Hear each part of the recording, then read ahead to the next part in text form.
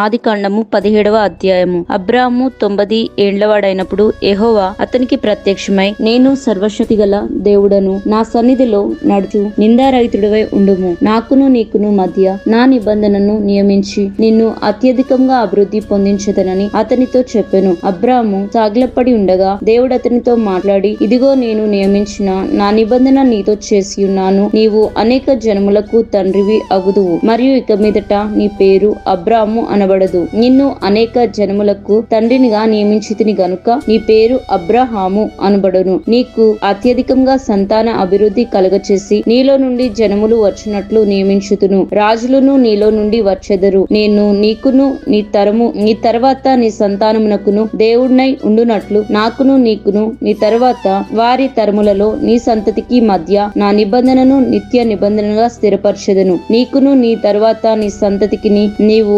పరదేశివై ఉన్న దేశమును అనగా కానాను దేశం అంతటిని నిత్య స్వాస్థ్యంగా ఇచ్చి వారికి దేవుడినై ఉందునని అతనితో చెప్పెను. మరియు దేవుడు, నీవు మాత్రమే కాక నీ తర్వాత వారి తరములలో నీ సంతతియు నా నిబంధనను గాయకొనవలెను. నాకును నీకును నీ తర్వాత నీ సంతతికి మధ్య మీరు గాయకొనవలసిన నా నిబంధన ఏదనగా, మీలో ప్రతి మగవాడును సున్నతి పొందవలెను. మీరు మీ గోప్యంగా చర్మమును సున్నతి పొందవలెను. అది నాకు నీకు మధ్యనున్న నిబంధనకు సూచనగా ఉండును. 8 దినములు వయసు గలవాడు అనగా నీ ఇంట పుట్టినవాడైనను నీ సంతానం కాని అన్యుని యొద్ద వెండితో కొనబడిన వాడైనను నీ తరములో ప్రతి మగవాడు మీలో సున్నతి పొందవలెను. మీ ఇంట పుట్టినవాడు నీ వెండితో కొనబడిన వాడును తప్పక సున్నతి పొందవలెను. అప్పుడు నా నిబంధన మీ శరీరమందు నిత్య నిబంధనగా ఉండును. సున్నతి పొందని మగవాడు అనగా ఎవని గోప్యంగా చర్మమున సున్నతి చేయబడదో అటువాడు తన జనములో నుండి కొట్టివేయబడును. వాడు నా నిబంధనను మీరి ఉన్నాడని అబ్రహాముతో చెప్పెను. మరియు దేవుడు, నీ భార్య అయిన సారాయి పేరు సారాయి అనవద్దు,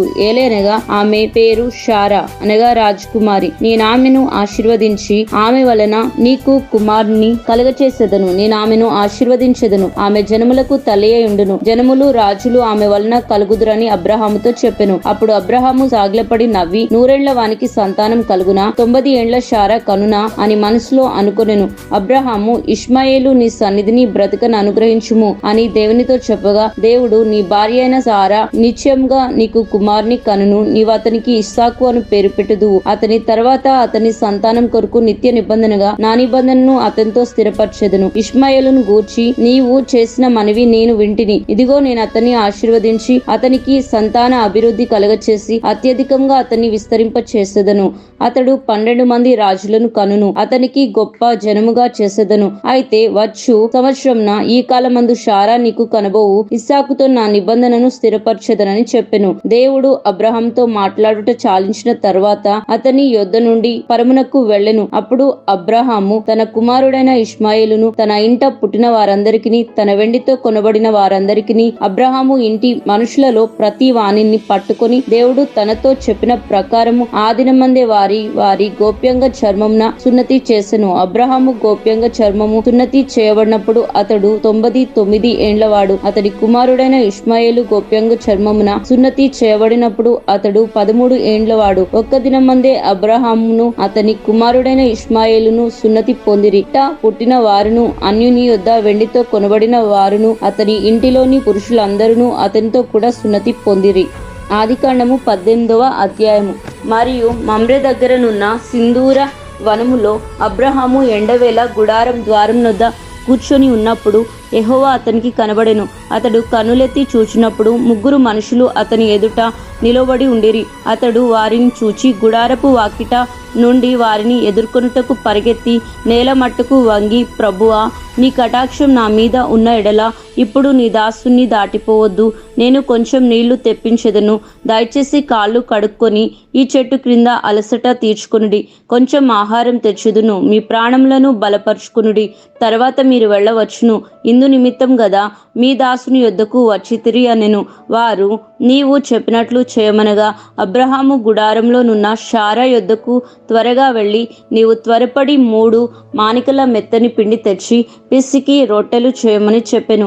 మరియు అబ్రహాము పశువుల మందకు పరిగెత్తి ఒక మంచి లేత దూడను తెచ్చి ఒక పనివానికి అప్పగించెను. వాడు దాన్ని త్వరగా సిద్ధపరిచెను. తర్వాత అతడు వెన్నను పాలను తాను సిద్ధము చేయించిన దూడను తెచ్చి వారి ఎదుట పెట్టి వారు భోజనం చేయుచుండగా వారి యొద్ద ఆ చెట్టు క్రింద నిల్చుండెను. వారు అతనితో, నీ భార్య అయిన సారా ఎక్కడ ఉన్నదని అడగగా అతడు, అదిగో గుడారంలోనున్నదని చెప్పెను. అందుకు ఆయన, మీదిటికి ఈ కాలమున నీ యొద్దకు నిశ్చయంగా మరలా వచ్చెదను. అప్పుడు నీ భార్య అయిన సారాకు ఒక కుమారుడు కలుగునని చెప్పెను. సారా ఆయన వెనుక నుండి గుడారపు ద్వారమందు వినుచుండెను. అబ్రహామును శారాయును బహుకాలం గడిచిన వృద్ధులై ఉండిరి. స్త్రీ ధర్మము శారాకు నిలిచిపోయేను గనుక శారా, నేను బలం ఉడిగిన దాననైనను తర్వాత నాకు సుఖం కలుగునా, నా యజమానుడు వృద్ధుడై ఉన్నాడు కదా అని తనలో నవ్వుకొనెను. అంతటా యెహోవా అబ్రహాముతో, వృద్ధురాలైన నేను నిశ్చయంగా ప్రసవించదనా అని శారా నవ్వనేలా, యెహోవాకు అసాధ్యమైనది ఏదైనా ఉన్నదా? మీదిటికి ఈ కాలమున నిర్ణయకాలమందు మీ యొద్దకు తిరిగి వచ్చేదను. అప్పుడు శారాకు కుమారుడు కలుగును అనెను. శారా భయపడి, నేను నవ్వలేదని చెప్పగా ఆయన, అవును నీవు నవ్వితివి అనెను. అప్పుడు మనుషులు అక్కడి నుండి లేచి సొదొమ తట్టు చూచిరి. అబ్రహాము వారిని సాగనంపుటకు వారితో కూడా వెళ్ళెను. అప్పుడు యెహోవా, నేను చేయబో కార్యము అబ్రహామునకు దాచెదనా? అబ్రహాం నిశ్చయంగా బలం గల గొప్ప జనమగును. అతని మూలంగా భూమిలోని సమస్త జనములను ఆశీర్వదింపబడును. ఎట్లనగా యెహోవా అబ్రహామును గూర్చి చెప్పినది అతనికి కలుగ చేయునట్లు తన తర్వాత తన పిల్లలను తన ఇంటి వారును నీతి న్యాయములు జరిగించుచు యెహోవా మార్గమును గాయకొనుటకు అతడు వారికి ఆజ్ఞాపించినట్లు నేను అతన్ని ఎరిగి ఉన్నాను అనెను. మరియు యెహోవా సొదొమ గొమొర్రాలను గూర్చిన మొర గొప్పది గనుకను వాటి పాపము బహు భారమైనది గనుకను నేను దిగిపోయి నా యొద్దకు వచ్చిన ఆ మొర చొప్పుననే వారు సంపూర్ణంగా చేసిరో లేదో చూచెదను. చెయ్యని ఎడల నేను తెలుసుకొందును అనెను. ఆ మనుషులు అక్కడి నుండి తిరిగి సొదొమ వైపుగా వెళ్ళిరి. అబ్రహాము ఇంకా యెహోవా సన్నిధిని నిల్చుండెను. అప్పుడు అబ్రహాము సమీపించి ఇట్లనెను, దుష్టులతో కూడా నీతిమంతులను నాశనం చేయుదువా? ఆ పట్టణంలో ఒకవేళ 50 మంది నీతిమంతులు ఉన్న ఎడల దానిలో ఉన్న 50 మంది నీతిమంతుల నిమిత్తము ఆ స్థలమును నాశనం చేయక కాయవా? ఆ చొప్పున చేసి దుష్టులతో కూడా నీతిమంతులను చంపుట నీకు దూరమగునుగాక. నీతిమంతుని దుష్టునితో సమానంగా ఎంచుట నీకు దూరమగునుగాక. సర్వలోకమునకు తీర్పు తీర్చువాడు న్యాయము చేయడా అని చెప్పినప్పుడు యెహోవా, సొదొమ పట్టణంలో 50 మంది నీతిమంతులు నాకు కనబడిన ఎడల వారిని బట్టి ఆ స్థలం అంతటిని కాయుదును అనెను.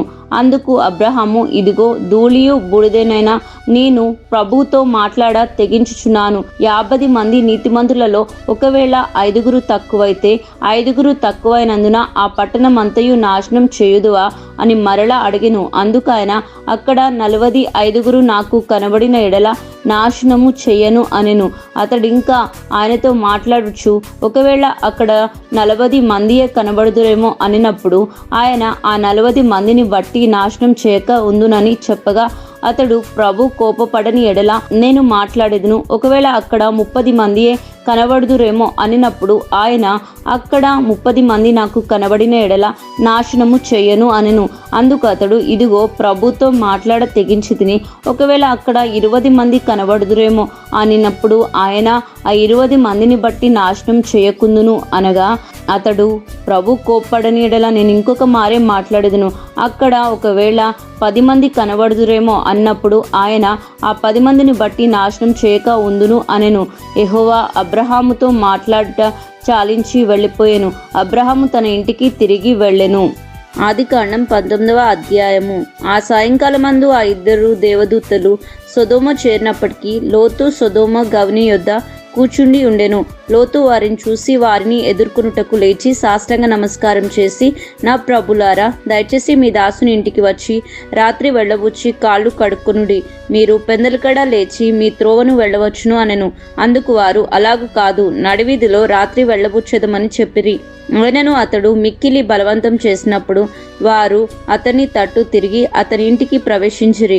అతడు వారికి విందు చేసి పొంగని రొట్టెలు కాల్చగా వారు భోజనం చేసిరి. వారు పండుకొనక మునుపు ఆ పట్టణస్థులు అనగా సొదొమ మనుషులు, బాలురును, వృద్ధులను, ప్రజలందరూ నలుదిక్కుల నుండి కూడి వచ్చి ఆ ఇల్లు చుట్టివేసి లోతును పిలిచి, ఈ రాత్రి నీ యొద్దకు వచ్చిన మనుషులు ఎక్కడ? మేము వారిని కూడినట్లు మా యొద్దకు వారిని వెలుపలికి తీసుకుని రమ్మని అతనితో చెప్పగా, లోతు వెలుపల ద్వారం నొద్దనున్న వారి దగ్గరకు వెళ్ళి తమ వెనుక తలుపు వేసి, అమ్ములారా, ఇంత పాతకం కట్టుకొనుకుడి. ఇదిగో పురుషుని కూడని 2 కుమార్తెలు నాకున్నారు. సెలవైతే వారిని మీ యొద్దకు వెలుపలికి తీసుకుని వచ్చుదును. వారిని మీ మనసుకు వచ్చినట్లు చేయుడి. ఈ మనుషులు నా ఇంట నీడను వచ్చి ఉన్నారు కనుక వారిని మీరేమీ చేయకూడదని చెప్పినప్పుడు వారు నీవు అవతలికి పొమ్మనిరి. మరియు వారు, వీడెవడో మనలోనికి పరదేశిగా వచ్చి తీర్పరిగా చూచున్నాడు కాగా వారికంటే నీకు ఎక్కువ కీడు చేసేదమని చెప్పి లోతు అను ఆ మనుషుని మీద దొమ్మిగా పడి తలుపు పగలగొట్టుటకు సమీపించిరి. అయితే ఆ మనుషులు తమ చేతులు చాపి లోతును ఇంటి లోపలికి తమ యొద్దకు తీసుకుని తలుపు వేసిరి. అప్పుడు వారు పిన్నలు మొదలుకొని పెద్దల వరకు ఆ ఇంటి ద్వారం దగ్గర ఉన్న వారికి కనుమబ్బు కలగచేయగా వారు ద్వారం కనుగొనలేక విసిగిరి. అప్పుడు ఆ మనుషులు రోతుతో, ఇక్కడ నీకు మరి ఎవరు ఉన్నారు? నీ అల్లుణ్ణి, నీ కుమారులను, నీ కుమార్తెలను, ఈ ఊరిలో నీకు కలిగిన వారందరినీ వెలుపలకి తీసుకుని రమ్ము. మేము ఈ చోట నాశనం చేయవచ్చుతిమి. వారిని గూర్చిన మొర్ర యెహోవా సన్నిధిలో గొప్పదాయను గనుక దాన్ని నాశనం చేయుటకు యెహోవా మమ్మను పంపినని చెప్పగా లోతు బయటికి వెళ్ళి తన కుమార్తెలను పెండ్లాడనయున్న తన అల్లులతో మాటలాడి, లెండి, ఈ చోటు విడిచిపెట్టి రండి, యెహోవా ఈ పట్టణంను నాశనం చేయబోచున్నాడని చెప్పెను.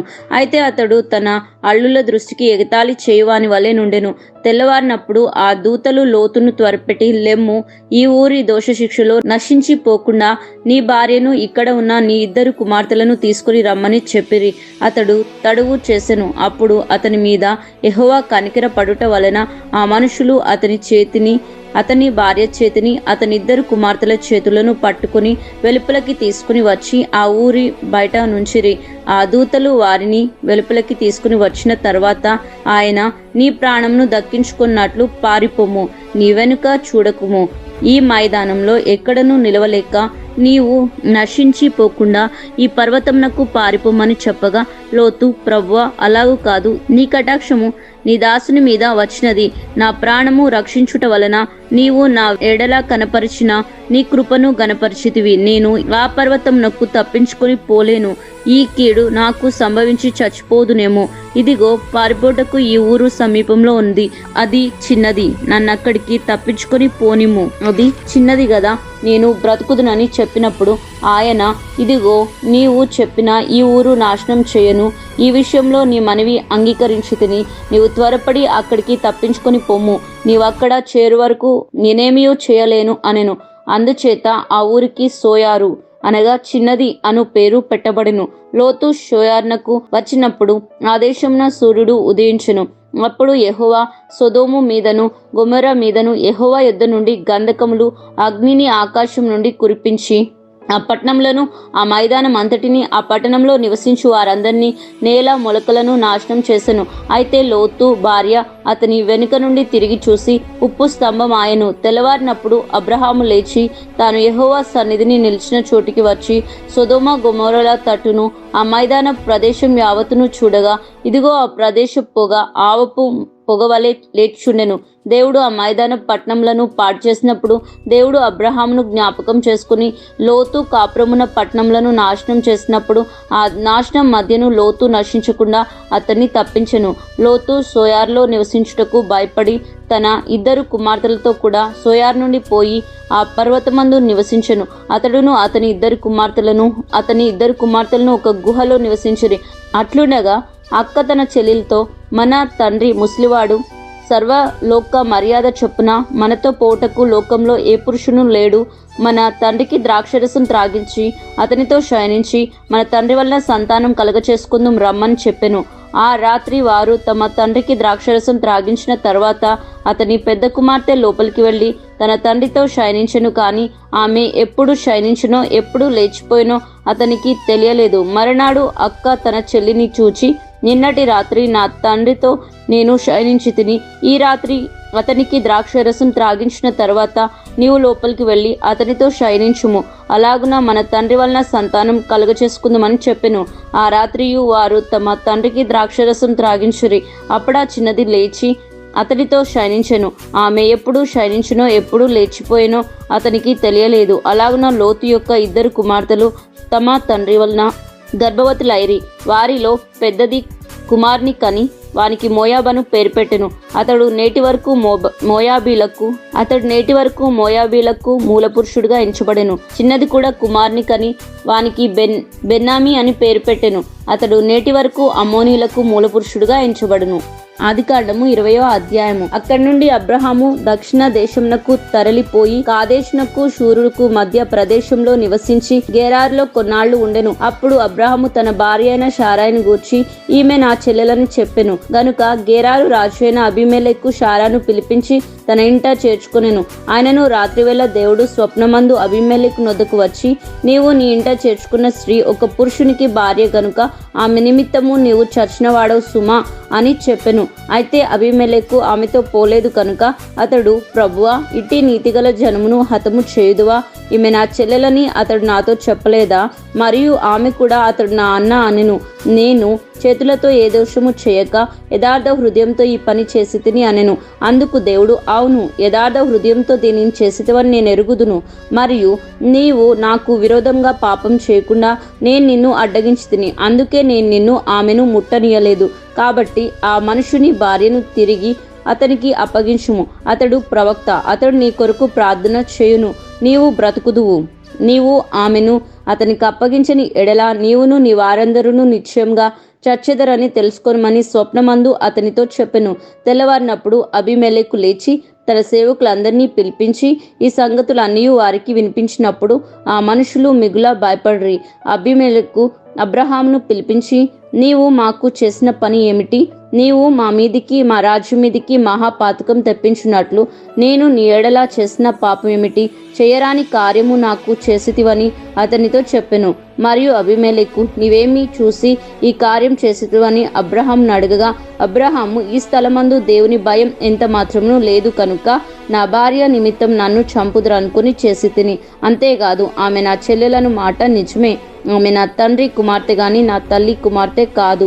ఆమె నాకు భార్య అయినది. దేవుడు నన్ను నా తండ్రి ఇల్లు విడిచి దేశాంతరం పోవునట్లు చేసినప్పుడు నేను ఆమెను చూసి, మనము పోవు ప్రతి స్థలమందు ఇతడు నా సహోదరుడని నన్ను గూర్చి చెప్పుము. నీవు నాకు చేయవలసిన ఉపకారం ఇదే అని చెప్పి తిని అనెను. అబీమెలెకు గొర్రెలను గొడ్లను దాసదాసి జనములను రప్పించి అబ్రహాంకిచ్చి అతని భార్య అయిన సారాను అతనికి తిరిగి అప్పగించెను. అప్పుడు అబీమెలెకు, ఇదిగో నా దేశం నీ ఎదుట ఉన్నది, నీకు ఇష్టమైన స్థలమందు కాపురం ఉండుము అనెను. మరియు అతడు షారాతో, ఇదిగో నీ అన్నకు నేను 1000 రూపాయలు ఇచ్చి ఉన్నాను. ఇది నీ యొద్ద నున్న వారందరి దృష్టికి ప్రాయశ్చిత్తంగా ఉండుటకై ఇది నీ పక్షముగా ఇచ్చియున్నాను. ఈ విషయం అంతటిలో నీకు న్యాయము తీరిపోయినది అనెను. అబ్రహాము దేవుని ప్రార్థింపగా దేవుడు అబీమెలెకు అతని భార్యను అతని దాసీలను బాగు చేసెను. వారు పిల్లలు కనిరి. ఏలయనగా అబ్రహాము భార్య అయిన షారాను బట్టి దేవుడు అబీమెలెకు ఇంటిలో ప్రతి గర్భమును మూసి ఉండెను. ఆదికాండము 21వ అధ్యాయము. యెహోవా తాను చెప్పిన ప్రకారం సారాను దర్శించెను. యెహోవా తానిచ్చిన మాట చొప్పున షారాను గూర్చి చేసెను. ఎట్లనగా దేవుడు అబ్రహాముతో చెప్పిన నిర్ణయ కాలంలో షారా గర్భవతి అయి అతనికి ముసలితనమందు అతనికి కుమార్ని కనెను. అప్పుడు అబ్రహాము తనకు పుట్టినవాడును తనకు షారా కనినవాడునైన తన కుమారునికి ఇస్సాకు అని పేరు పెట్టెను. మరియు దేవుడు అబ్రహాముకు ఆజ్ఞాపించిన ప్రకారం అతడు 8 దినముల వాడైన ఇస్సాకును అను తన కుమారునికి సున్నతి చేసెను. అబ్రహాము కుమారుడైన ఇస్సాకు అతనికి పుట్టినప్పుడు అతడు 100 ఏళ్ల వాడు. అప్పుడు షారా, దేవుడు నాకు నవ్వు కలగచేసెను, వినువారెల్లను నా విషయమై నవ్వుదురు అనెను. మరియు షారా పిల్లలకు సన్యమిచ్చునని ఎవరు అబ్రహాముతో చెప్పును? నేను అతని ముసలితనమందు కుమార్ని కంటిని కదా అనెను. ఆ పిల్లవాడు పెరిగి పాలు విడిచెను. ఇస్సాకు పాలు విడిచిన దినమందు అబ్రహాము గొప్ప విందు చేసెను. అప్పుడు అబ్రహామునకు ఐగుప్తీయురాలైన హాగరు కనిన కుమారుడు పరిహసించుట షారా చూసి, ఈ దాసిని దీని కుమార్ని వెళ్ళగొట్టుము. ఈ దాసి కుమారుడు నా కుమారుడైన ఇస్సాకుతో వారసుడై ఉండడని అబ్రహాముతో అనెను. అతని కుమారుని బట్టి ఆ మాట అబ్రహామునకు మిక్కిలి దుఃఖం కలుగా చేసెను. అయితే దేవుడు, ఈ చిన్నవాడిని బట్టి నీ దాసిని బట్టి నీవు దుఃఖపడవద్దు. షారా నీతో చెప్పు ప్రతి విషయంలో ఆమె మాట వినుము. ఇస్సాకు వలన అయినదే నీ సంతానం అనబడును.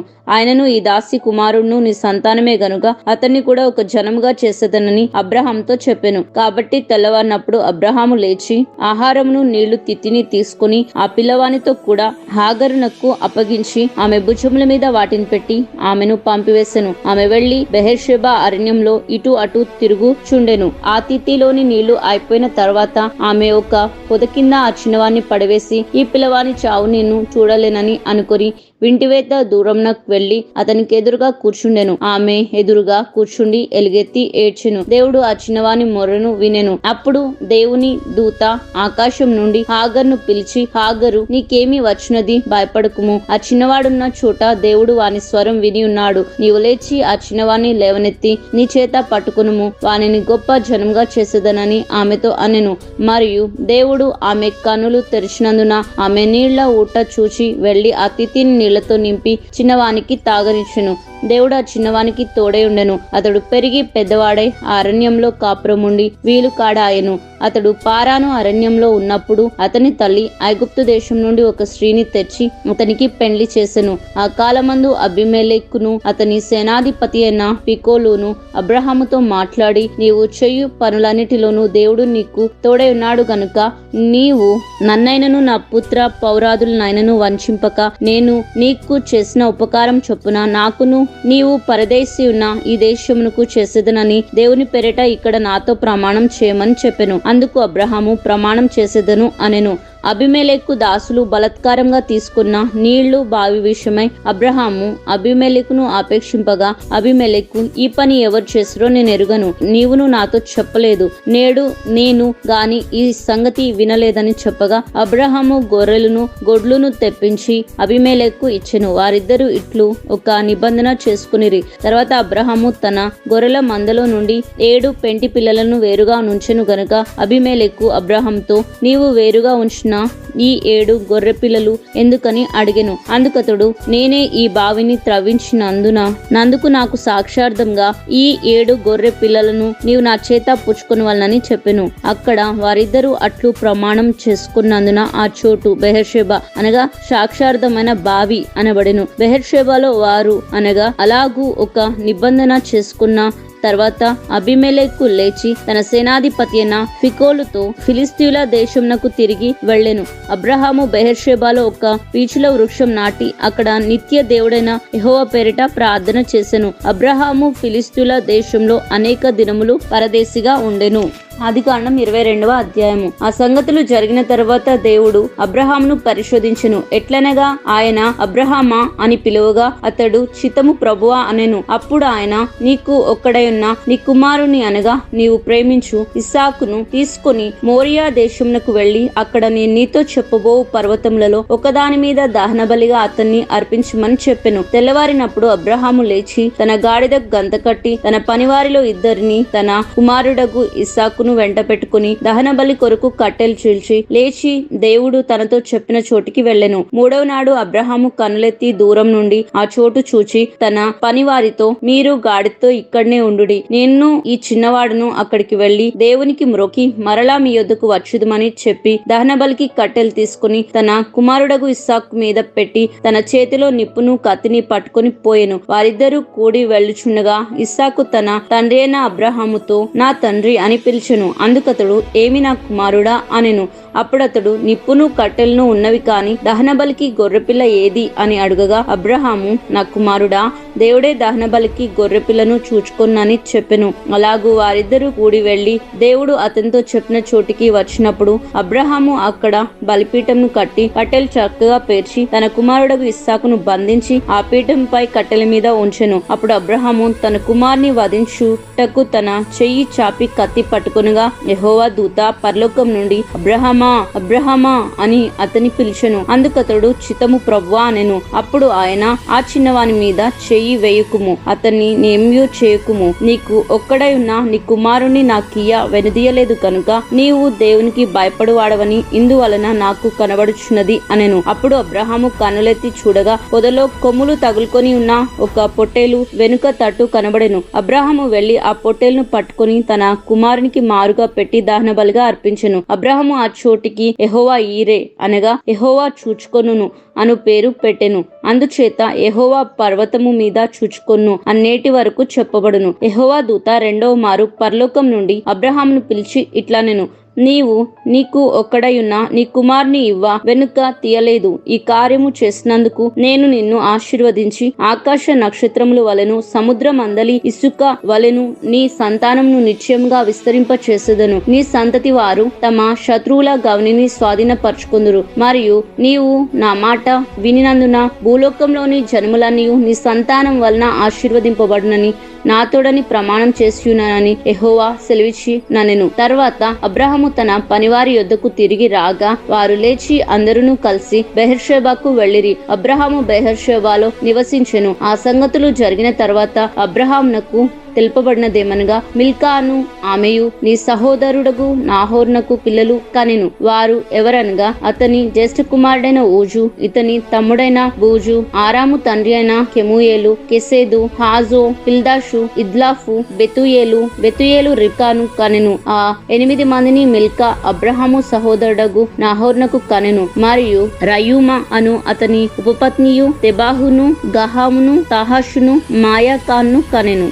ఆదికాండము 23వ అధ్యాయము. షారా జీవించిన కాలం అనగా షారా బ్రతికిన ఏండ్లు 127. షారా కానాను దేశమందలి హెబ్రోనను కిర్యతర్బాలో మృతి పొందెను. అప్పుడు అబ్రహాము షారా నిమిత్తము అంగలార్చుటకును ఆమెను గూర్చి ఏడ్చుటకును వచ్చెను. తర్వాత అబ్రహాము మృతి పొందిన తన భార్య ఎదుట నుండి లేచి హేతు కుమారులను చూచి, మీ మధ్య నేను పరదేశిగాను పరవాసినిగాను ఉన్నాను. మృతి పొందిన నా భార్య నా కనుల ఎదుట ఉండకుండా ఆమెను పాతి పెట్టుటకు మీ తావున నాకొక శ్మశాన భూమిని స్వాస్థ్యంగా ఇవ్వుడని అడగగా హేతు కుమారులు, అయ్యా ఈ మాట వినుము. నీవు మా మధ్యను మహారాజువై ఉన్నావు. మా శ్మశాన భూములలో అతి శ్రేష్టమైన దానియందు మృతి పొందిన మీ భార్యను పాతిపెట్టుము. నీవు మృతి పొందిన నీ భార్యను పాతిపెట్టునట్లు మాలో తమ్న శ్మశాన భూమి ఇయ్యనొల్లని వాడు ఎవడునూ లేడని అబ్రహాంనకు ఉత్తరమిచ్చిరి. అప్పుడు అబ్రహాం లేచి ఆ దేశపు ప్రజలైన హేతు కుమారులకు సాగిలపడి, మృతి పొందిన నా భార్యను నా ఎదుట ఉండకుండా నేను పాతిపెట్టుటకు మీకిష్టమైతే నా మాట వినుడి. షోహారు కుమారుడైన ఎఫ్రోను తన పొలము చివరను తనకు కలిగి ఉన్న మకెల్ఫా గుహను నాకిచ్చునట్లు నా పక్షంన అతనికి మనవి చేయుడి. మీ మధ్యను శ్మశాన భూమిగా నుండుటకు నిండు వెలకు అతడు దానిని నాకు స్వాస్థ్యంగా ఇవ్వవలనని వారితో చెప్పెను. అప్పుడు ఎఫ్రోను హేతు కుమార్ల మధ్యను కూర్చుండి ఉండెను. హిత్తీయుడైన ఎఫ్రోను తన ఊరి గవనిలో ప్రవేశించు వారందరి ఎదుట హేతు కుమార్లకు వినబడినట్లు అబ్రహాంతో చెప్పిన ప్రత్యుత్తరం ఏమనగా, అయ్యా అట్లు కాదు, నా మనవి ఆలకించుము. నా పొలము నీకిచ్చుచున్నాను, దానిలో ఉన్న గృహను నీకిచ్చుచున్నాను, నా ప్రజల ఎదుట అది నీకిచ్చుచున్నాను.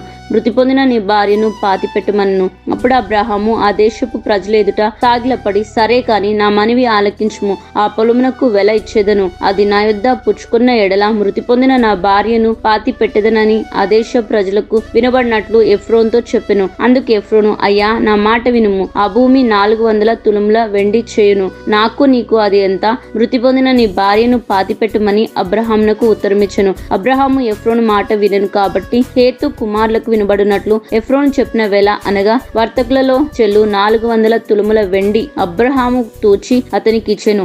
అలాగున మమ్రే ఎదుటనున్న మకెల్ఫా యందలి ఎఫ్రోను పొలము అనగా ఆ పొలమును దాని అందలి గృహయు దాని పొలిమేర్ల అంతటిలో ఉన్న ఆ పొలము చెట్లనియు అతని ఊరి గవనిని ప్రవేశించు వారందరిలో హేతు కుమారుల ఎదుట అబ్రహామునకు స్వాస్థ్యంగా స్థిరపరచబడెను. ఆ తర్వాత అబ్రహాము కానాను దేశంలో హెబ్రోనను మమ్రే ఎదుటనున్న మకెల్ఫా పొలము గుహలో తన భార్య అయిన షారాను పాతిపెట్టెను. ఆ పొలమును దానిలో ఉన్న గృహయు హేతు కుమారుల వలన శ్మశానం కొరకు అబ్రహామునకు స్వాస్థ్యంగా స్థిరపరచబడెను.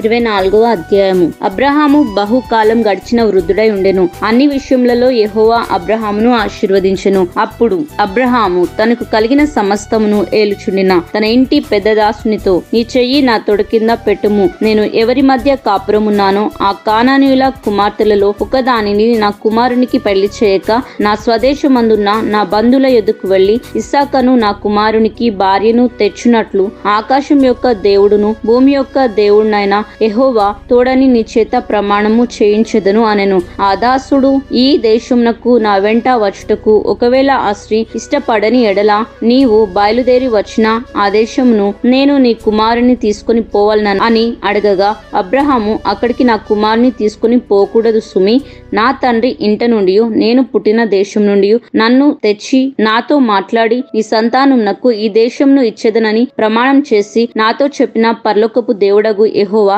తన దూతను నీకు ముందుగా పంపును. అక్కడి నుండి నీవు నా కుమారునికి భార్యను తీసుకుని వచ్చెదవు. అయితే నీ వెంట వచ్చుటకు ఆ స్త్రీ ఇష్టపడని ఎడల ఈ ప్రమాణం నుండి విడుదల పొందెదవు, కాని నీవు నా కుమారుని అక్కడికి తీసుకుని పోకూడదని అతనితో చెప్పెను. ఆ దాసుడు తన యజమానుడగు అబ్రహాము తొడ కింద తన చెయ్యి పెట్టి ఈ సంగతి విషయమై ప్రమాణం చేసెను. అతడు తన యజమానుని ఒంటులలో 10 ఒంటెలను, తన యజమానుని ఆస్తిలో శ్రేష్టమైన నానా విధములగు వస్తువులను తీసుకుని పోయెను. అతడు లేచి అరమ్నహారాయిములో నున్న మెసొపొతేమియా నాహోరు పట్టణము చేరి సాయంకాలమందు స్త్రీలు నీళ్లు చేదుకున్న వచ్చు వేళకు ఆ ఊరి బయటనున్న నీళ్ల బావి యొద్ద తన ఒంటెలను మోకరింపచేసి ఇట్లనెను, నా యజమానుడగు అబ్రహాము దేవుడవైన యెహోవా, నేను వచ్చిన కార్యమును త్వరలో సఫలం చేసి నా యజమానుడగు అబ్రహాము మీద అనుగ్రహం చూపుము, చిత్తగించుము. నేను ఈ నీళ్లు యొద్ద నిల్చున్నాను. ఈ ఊరి వారి పిల్లలు నీళ్లు చేదుకుంటకు వచ్చున్నారు కాబట్టి నేను త్రాగునట్లు నీవు దయచేసి నీ కడవను వంచమని నేను చెప్పగా, నీవు త్రాగుము, నీ ఒంటెలకును నీళ్లు పెట్టెదనని ఏ చిన్నది చెప్పును. ఆమెయే నీ సేవకుడైన ఇస్సాకు కొరకు నీవు నియమించిందై ఉండునుగాక. అందువలన నీవు నా యజమాని మీద అనుగ్రహము చూపితివని తెలుసుకొందును అనెను. అతడు మాట్లాడుట చాలించక ముందే అబ్రహాము సహోదరుడైన నాహోరు భార్యయగు మిల్కా కుమారుడైన బెతూయేలునకు పుట్టిన రిబ్కా కడవ భుజం మీద పెట్టుకుని వచ్చెను. ఆ చిన్నది మిక్కిలి చక్కనిది. ఆమె కన్యక, ఏ పురుషుడును ఆమెను కూడలేదు.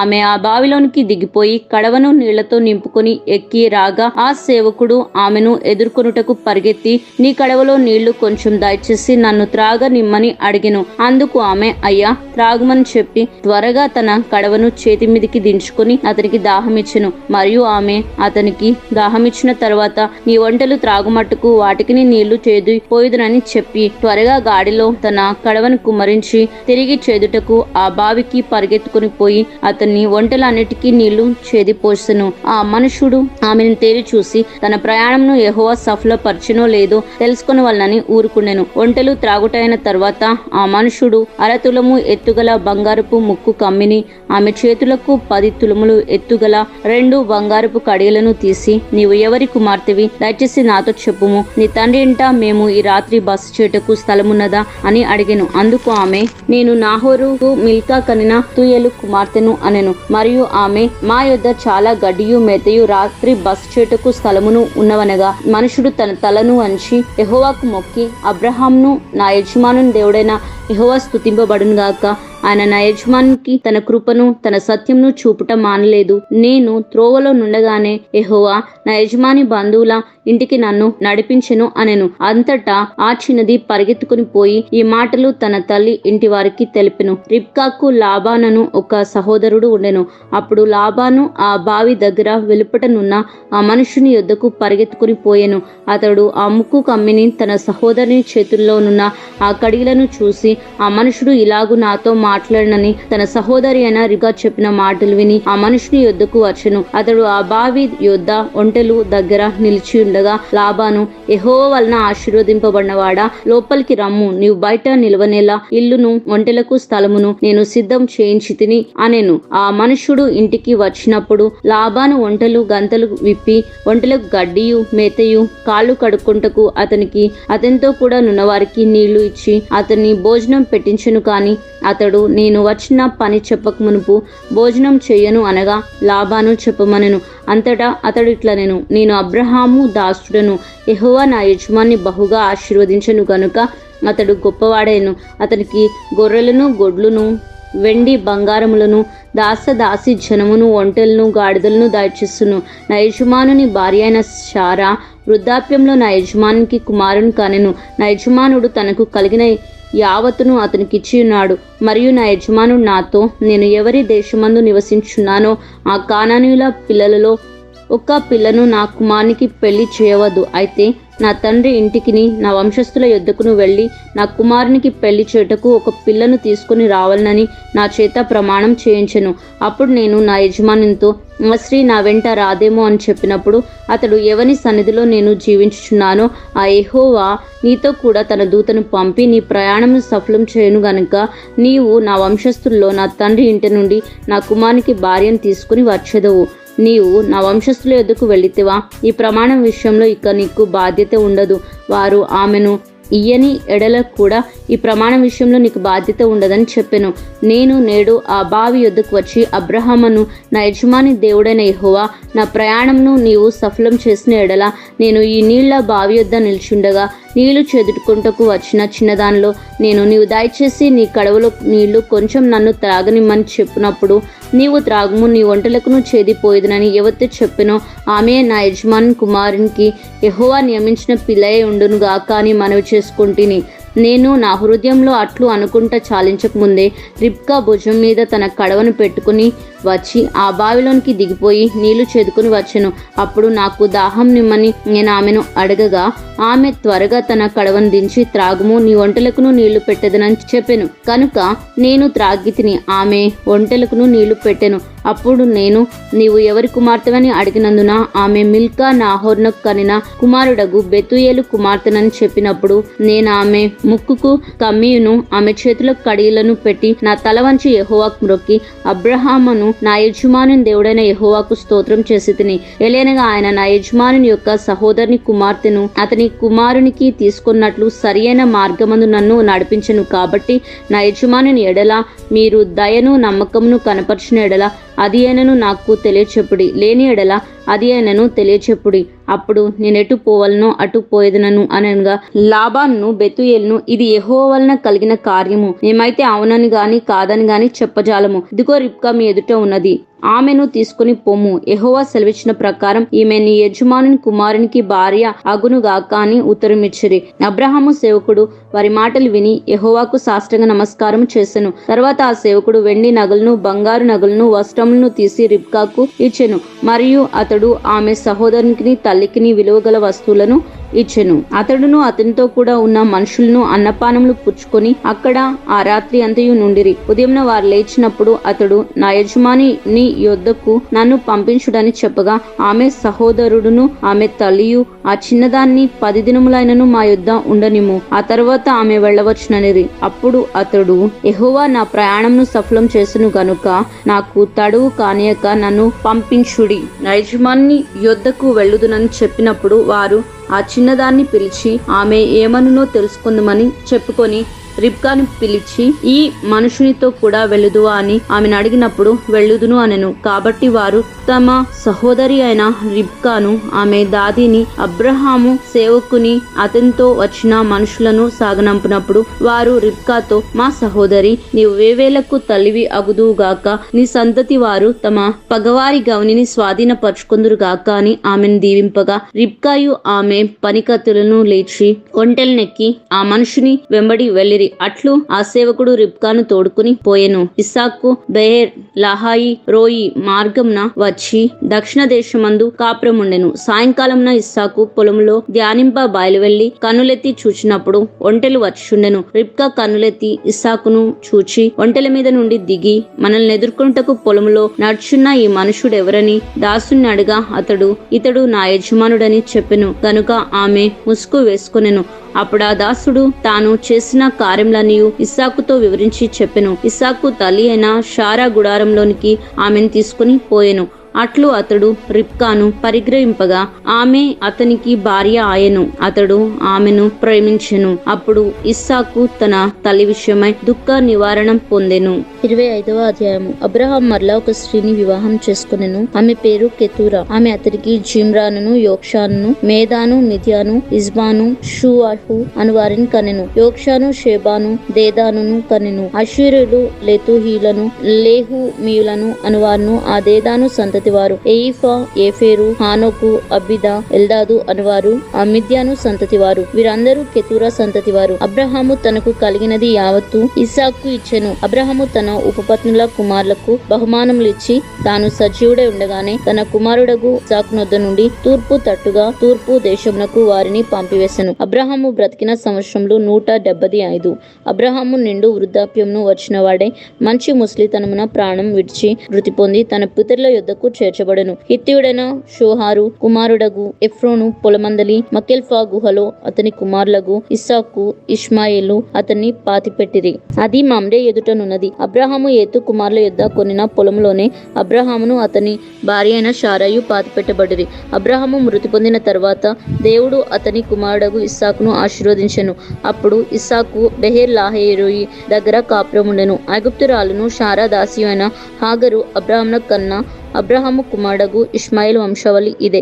ఇష్మాయేలు జ్యేష్ఠ కుమారుడైన నెబాయెతు, కేదారు, అద్బాయేలు, మిస్బాము, మిష్మా, దూమా, మస్పా, ఆదారు, తేమా, యెతూరు, నాఫీషు, కేదేమా. ఇవి వారి వారి వంశావళుల ప్రకారం వారి వారి పేర్ల చొప్పున ఇష్మాయేలు కుమారుల యొక్క పేర్లు. వారి వారి గ్రామములలోను వారి వారి కోటల్లోను ఇష్మాయేలు కుమారులు వీరే. వారి పేర్లు ఇవే. వారి వారి జనముల ప్రకారము వారు 12 రాజులు. ఇష్మాయేలు బ్రతికిన సంవత్సరములు 137.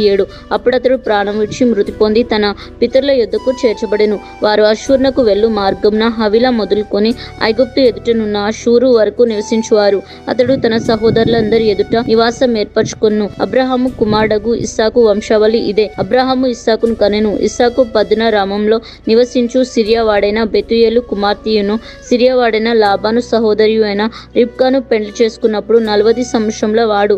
ఇస్సాకు భార్య గొడ్రాలు గనుక అతడు ఆమె విషయమై యెహోవాను వేడుకొనెను. యెహోవా అతని ప్రార్థన వినెను గనుక అతని భార్య అయిన రిబ్కా గర్భవతి ఆయను. ఆమె గర్భంలో శిశువును ఒకరినొకడు పెనుగులాడిరి కనుక ఆమె ఇలాగైతే నేను బ్రతుకుటే ఎందుకు అనుకుని ఈ విషయమై యెహోవాను అడగ వెళ్ళెను. అప్పుడు యెహోవా నన్ను 2 జనములు నీ గర్భంలో కలవు, 2 జానపదములు నీ కడుపులో నుండి ప్రత్యేకంగా వచ్చును. ఒక జనపదం కంటే ఒక జనపదం బలిష్ఠుడై ఉండును. పెద్దవాడు చిన్నవానికి దాసుడగును అనెను. ఆమె ప్రసూతి కావలసిన దినములు నిండినప్పుడు ఆమె గర్భమందు కవళ్ళు ఉండిరి. మొదటివాడు ఎర్రని వాడును బయటికి వచ్చును. అతని ఒళ్ళంతయు రోమ వస్త్రముల వలె ఉండెను గనుక అతనికి ఏశావు అని పేరు పెట్టిరి. తర్వాత అతని సహోదరుడు బయటికి వచ్చినప్పుడు అతని చెయ్యి ఏశావు మడిమెను పట్టుకుని ఉండెను గనుక అతనికి యాకోబు అని పేరు పెట్టబడెను. ఆమె వారిని కన్నప్పుడు ఇస్సాకు 60 ఏండ్ల వాడు. ఆ చిన్నవాడు ఎదిగినప్పుడు ఏశావు వేటాడు యందు నేర్పరియే అరణ్యవాసిగా ఉండెను. యాకోబు సాధువై గుడారంలో నివసించుండెను. ఇస్సాకు ఏశావు తెచ్చిన వేట మాంసం తినుచుండెను గనుక అతన్ని ప్రేమించెను. రిబ్కా యాకోబును ప్రేమించెను. ఒకనాడు యాకోబు కలగూర వంటకం వండుకొని చుండగా ఏశావు అలసిన వాడే పొలంలో నుండి వచ్చి నేను అలసి ఉన్నాను, ఆ ఎర్రగా ఉన్న దానిలో కొంచెం దయచేసి నాకు పెట్టమని అడిగెను. అందుచేత అతని పేరు ఎదోము అనబడెను. అందుకు యాకోబు నీ జ్యేష్ఠత్వం నేడు నాకిమ్మని అడగగా ఏశావు నేను చావబోచున్నాను కదా, జ్యేష్ఠత్వం నాకెందుకు అనెను. యాకోబు నేడు నాతో ప్రమాణం చేయమనెను. అతడు యాకోబుతో ప్రమాణం చేసి అతని జ్యేష్ఠత్వమును అమ్మివేయగా యాకోబు ఆహారమునకు చుక్కుడు కాయలు వంటకమును ఏశావుకిచ్చెను. అతడు తిని త్రాగి లేచిపోయెను. అట్లు ఏశావు తన జ్యేష్ఠత్వమును తృణీకరించెను. ఆదికాండము 26వ అధ్యాయము. అబ్రహాము దినములలో వచ్చిన మొదటి కరువు కాక మరి ఒక కరువు ఆ దేశంలో వచ్చెను. అప్పుడు ఇస్సాకు గేరార్లో ఉన్న ఫిలిస్తీయుల రాజు అయిన అబీమెలెకు నొద్దకు వెళ్ళెను. అక్కడ యెహోవా అతనికి ప్రత్యక్షమై నీవు ఐగుప్తులోనికి వెళ్ళక నేను నీతో చెప్పు దేశమందు నివసించుము, ఈ దేశమందు పరవాసివై ఉండుము, నేను నీకు తోడై ఉండి నిన్ను ఆశీర్వదించదును. ఏలియనగా నీకును నీ సంతానమునకును ఈ దేశంలను ఇచ్చి నీ తండ్రి అయిన అబ్రహాముతో నేను చేసిన ప్రమాణం నెరవేర్చి ఆకాశ నక్షత్రముల వలె నీ సంతానమును విస్తరింపచేసి ఈ దేశంలోని నీ సంతానమునకు ఇచ్చెదను.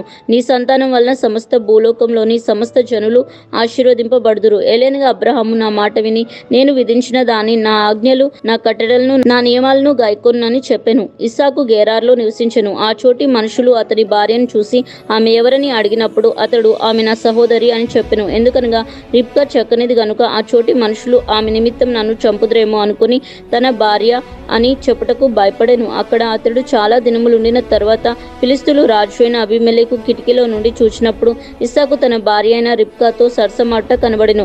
అప్పుడు అబీమెలెకు ఇస్సాకును పిలిపించి ఇదిగో ఆమె నీ భార్యయే, ఆమె నా సహోదరిని అని ఎలా చెప్పితివని అడగగా ఇస్సాకు ఆమెను బట్టి నేను చనిపోదునేమో అనుకుంటుని అంతో చెప్పెను. అందుకు అబీమెలెకు నీవు మాకు చేసిన ఈ పని ఏమి? ఈ జనముల్లో ఎవడును ఆమెతో నిర్భరంగా శయనించవచ్చునేమో. అప్పుడు నీవు మా మీదికి పాతకం తెచ్చిపెట్టువాడవు కదా అనెను. అబీమెలెకు ఈ మనుషుని జోలికైనను ఇతని భార్య జోలికైనను వెళ్ళువాడు నిశ్చయంగా మరణశిక్ష పొందునని తన ప్రజలకు అందరికీ ఆజ్ఞాపింపగా, ఇస్సాకు ఆ దేశమందున్న వాడే విత్తనం వేసి ఆ సంవత్సరం 100 ఫలం పొందెను. యెహోవా అతన్ని ఆశీర్వదించెను గనుక ఆ మనుషుడు గొప్పవాడాయను. అతడు మిక్కిలి గొప్పవాడగు వరకు క్రమక్రమంగా అభివృద్ధి పొందుచూ వచ్చెను. అతనికి గొర్రెల ఆస్తియు గొడ్ల ఆస్తియు దాసుల గొప్ప సమూహంను కలిగినందున ఫిలిష్తీయులు అతని యందు అసూయపడిరి.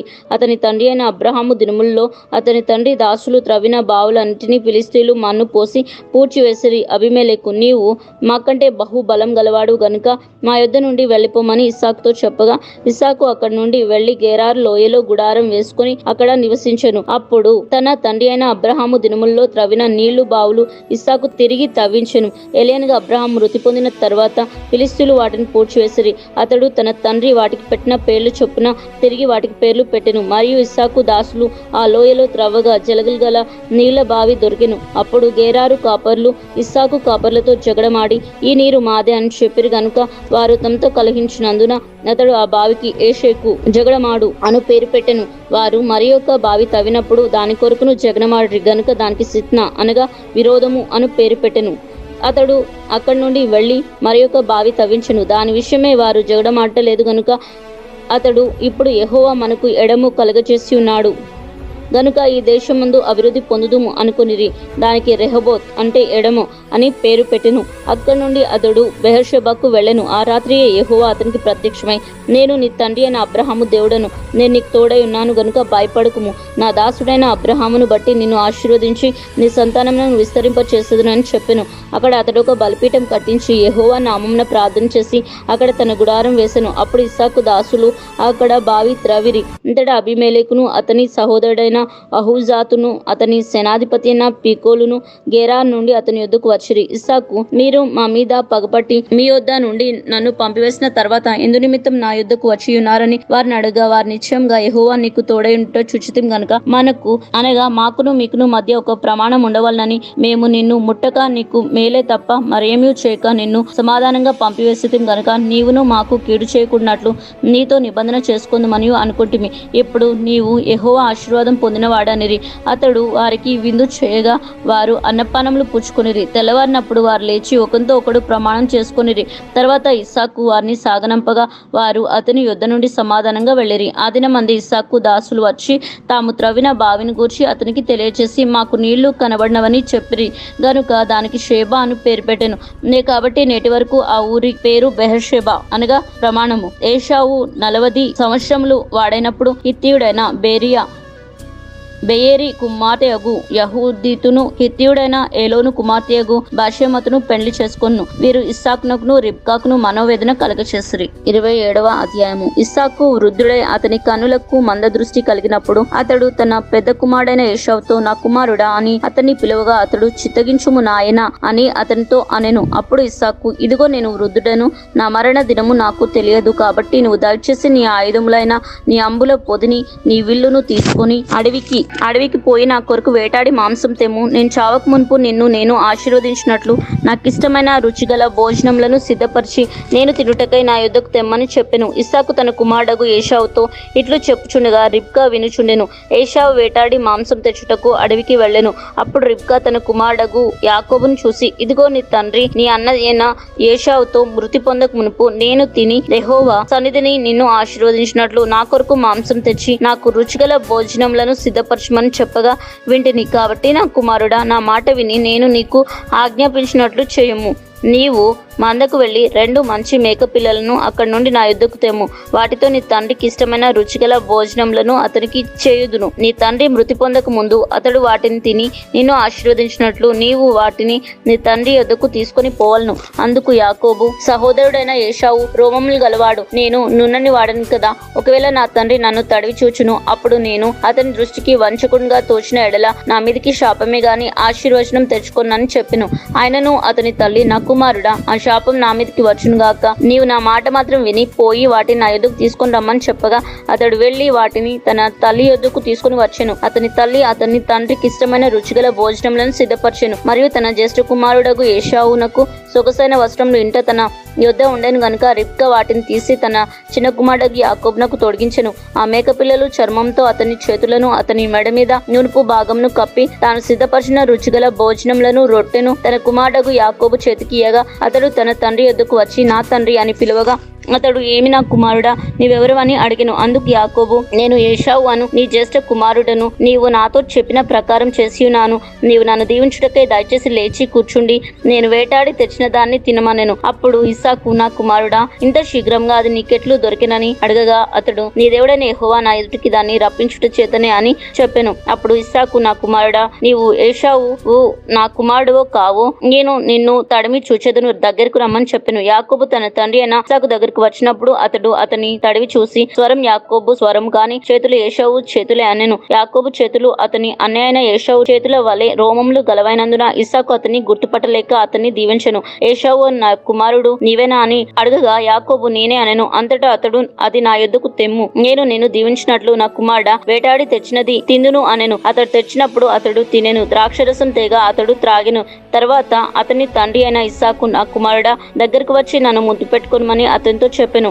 అతడు దగ్గరకు వచ్చి అతన్ని ముద్దు పెట్టుకును. అప్పుడు అతడు అతని వస్త్రముల వాసన చూసి అతన్ని దీవించి ఇట్లనెను, ఇదిగో నా కుమారుని సువాసన యెహోవా దీవించిన చేని సువాసన వలె ఉన్నది. ఆకాశపు మంచును భూసారమును విస్తారమైన ధాన్యమును ద్రాక్షరసమును దేవుడు నీకు అనుగ్రహించును గాక. జనములు నీకు దాసులగుదురు, జనములు నీకు సాగిలపడుదురు, నీ బంధువులను నీవు ఎలికివై ఉండు, నీ తల్లిపుత్రులు నీకు సాగిలపడుదురు, నిన్ను దీవించువారు దీవింపబడుదురు. ఇస్సాకు యాకోబును దీవించుట అయిన తర్వాత యాకోబు తన తండ్రి అయిన ఇస్సాకు ఎదుట నుండి బయలుదేరి వెళ్లిన తక్షణమే అతని సహోదరుడు ఏశావు వేటాడి వచ్చును. అతను రుచిగల భోజనములను సిద్ధపరిచి తన తండ్రి యొద్దకు తెచ్చి నా తండ్రి నన్నును దీవించినట్లు నువ్వు లేచి నీ కుమారుడిని వేటాడి తెచ్చిన దాన్ని తినమని తన తండ్రితో అనెను. అతని తండ్రి అయిన ఇస్సాకు నీవెవరు అని అతన్ని అడిగినప్పుడు అతడు నేను నీ కుమారుడను ఏశావు అని నీ జ్యేష్ఠ కుమారుడును అనగా ఇస్సాకు మిక్కటంగా గడగడా వణుకుచు అట్లయితే వేటాడిన భోజనమును నా యొద్దకు తెచ్చిన వారెవరు? నీవు రాకమునుపు నేను వాటన్నిటిలో తిని అతని నిజంగా దీవించుతిని, అతడు దీవింపబడినవాడే అనెను. ఏశావు తన తండ్రి మాటలు విన్నప్పుడు దుఃఖక్రాంతుడై పెద్ద కేక వేసి ఓ నా తండ్రి నన్నును దీవించమని తన తండ్రితో చెప్పెను. అతడు నీ సహోదరుడు కపటోపాయంతో వచ్చి నీకు రావాల్సిన దీవెన తీసుకుని పోయెను. ఏశావు యాకోబు అను పేరు అతనికి సరిగానే చెల్లినది. అతడు నన్ను ఈ రెండో మారును మోసపుచ్చెను, నా జ్యేష్ఠత్వమును తీసుకునేను, ఇదిగో ఇప్పుడు వచ్చి నాకు రావాల్సిన దీవెనను తీసుకుని చెప్పెను. నా కొరకు మరి ఏ దీవెనయు మిగిల్చి ఉంచలేదా అని అడిగాను. అందుకు ఇస్సాకు ఇదిగో అతన్ని నీకు ఏలికగా నియమించి అతని బంధుజనములందరినీ అతనికి దాసులుగా ఇచ్చి తిని ధాన్యమును ద్రాక్షరసమును ఇచ్చి అతన్ని పోషించి తిని గనుక నా కుమారుడా నీకేమీ చేయగలనని ఏశావుతో ప్రత్యుత్తరం ఇయ్యగా ఏశావు నా తండ్రి నీ యొద్ద ఒక దీవెనయే ఉన్నదా? నా తండ్రి నన్ను కూడా దీవించమని తన తండ్రితో చెప్పి ఏశావు ఎలుగెత్తి ఏడవగా అతని తండ్రి అయిన ఇస్సాకు నీ నివాసం భూసారం లేకయు పైనుండి పడు ఆకాశపు మంచు లేకయు ఉండును, నీవు నీ కత్తి చేత బ్రతుకుదువు, నీ సహోదరుని దాసుడు అగుదువు, నీవు తిరుగులాడుచుండగా నీ మెడ మీద నుండి అతని కాడి విచ్చివేదును అని అతనికి ఉత్తరమిచ్చెను. తన తండ్రి యాకోబుకి ఇచ్చిన దీవెన నిమిత్తము ఏశావు అతని మీద పగపట్టెను. మరియు ఏశావు నా తండ్రిని గూర్చిన దుఃఖ దినములు సమీపంగా ఉన్నవి, అక్కడ నా తమ్ముడైన యాకోబును చంపెదను అనుకున్నాను. రిబ్కా తన పెద్ద కుమారుడైన ఏశావు మాటలను గూర్చి విన్నప్పుడు ఆమె తన చిన్న కుమారుడైన యాకోబును పిలువనంపించి అతనితో ఇట్లను, ఇదిగో నీ అన్నయ్యైన ఏశావు నిన్ను చంపెదని చెప్పి నిన్ను గూర్చి తాను ఓదార్చుకుంటున్నాడు. కాబట్టి నా కుమారుడా నీవు నా మాటలు విని లేచి హారాన్లో ఉన్న నీ సహోదరుడు లాబాను వద్దకు పారిపోయి నీ అన్న కోపం చల్లారు వరకు నీ అన్న కోపము నీ మీద నుండి తొలగి నీవు అతనికి చేసిన వాటిని అతడు మర్చు వరకు లాబాను వద్ద కొన్నాళ్ళు ఉండుము, అప్పుడు నేను అక్కడి నుండి నిన్ను పిలిచెదను, ఒక్కనాడే మీ ఇద్దరిని నేను పోగొట్టుకునేలా అనెను. మరియు రిబ్కా ఇస్సాకుతో హేతు కుమార్తెల వలన నా ప్రాణం విసుకున్నది, ఈ దేశస్తురాలైన హేతు కుమార్తెల్లో వీరి వంటి ఒకదాన్ని యాకోబు పెళ్లి చేసుకునేలా నా బ్రతుకు వలన నాకేవి ప్రయోజనము అనెను.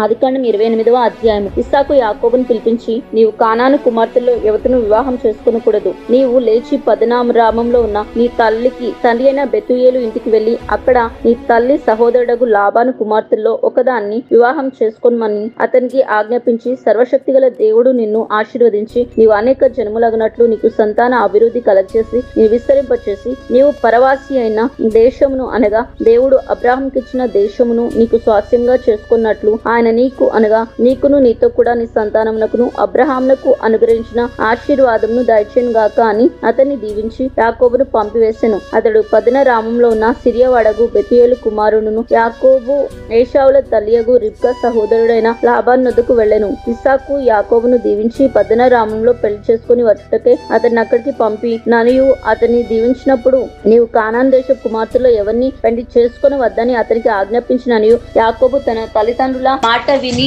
పద్దనరామునకు వెళ్లిపోయిననియు ఏశావు తెలుసుకొని నప్పుడు ఇదియు కాక కానాను కుమార్తెలో తన తండ్రి అయిన ఇస్సాకునకు ఇష్టురాలు కారని ఏశావునకు తెలిసినప్పుడు ఏశావు ఇష్మాయేలు నొద్దకు వెళ్లి తనకున్న భార్యలు కాక అబ్రహాం కుమారుడైన ఇష్మాయేలు కుమార్తెయు నెబాయెతు సహోదరియునైన మహాలాతును కూడా పెళ్లి చేసుకొను.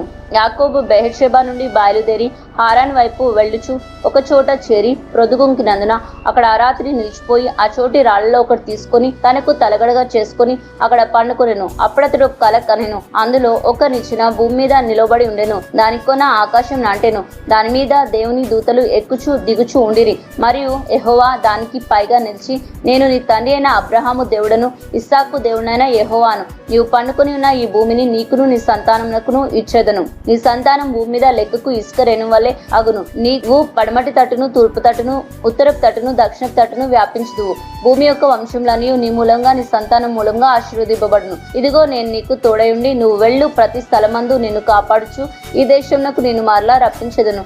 నేను నీతో చెప్పినది నెరవేర్చే వరకు నిన్ను విడవనని చెప్పగా యాకోబు నిద్ర తెలిసి నిశ్చయంగా యెహోవా ఈ స్థలమందున్నాడు, అది నాకు తెలియకపోయెను అనుకొనెను. భయపడి ఈ స్థలం ఎంతో భయంకరము, ఇది దేవుని మందిరమే కాని వేరొకటి కాదు, పరలోకపు గవిని ఇదే అనుకొనెను. తెల్లవారినప్పుడు యాకోబు లేచి తాను తలగడగా చేసుకున్న రాయి తీసి దానిని స్తంభంగా నిలిపి దాని కొన మీద నూనె పోసెను.